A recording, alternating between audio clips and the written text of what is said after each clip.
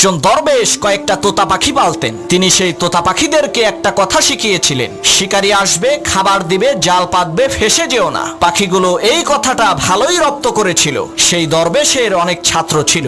যখনই কোনো নতুন ছাত্র আসতো, তখন দরবেশ সেই ছাত্রের হাতে কিছু দানা আর জাল দিয়ে বলতেন, ওই গাছে থাকা তোতা পাখিগুলোকে ধরে নিয়ে আসো। ছাত্রটা পাখি ধরার জন্য গাছের কাছে যাওয়ার সাথে সাথে পাখিগুলো বলতে শুরু করত, শিকারী আসবে, খাবার দিবে, জাল পাতবে, ফেসে যেও না। পাখির কথা শুনে ছাত্ররা হতাশ হয়ে বলতো, এই পাখি ধরা কখনোই সম্ভব না, কিন্তু উস্তাদের হুকুম, পাখি তো ধরতেই হবে, এজন্য জাল ফেলতো। অবাক করা বিষয় হলো, জাল ফেলার সাথে সাথে পাখিগুলো জালে আটকে যেত। এর মানে হলো পাখি জানে না খাবার মানে কি, জাল মানে কি, আর ফেসে যাওয়া মানে কি। ঠিক একই ভাবে ওই তোতা পাখির মতো আমরা মন্ত্রমুগ্ধ হয়ে সুর করে কোরআন তেলাওয়াত করি, কিন্তু শয়তান জাল ফেলার সাথে সাথে আমরা শয়তানের জালে ফেসে যাই, কারণ আমরা কোরআনের অর্থ জানি না।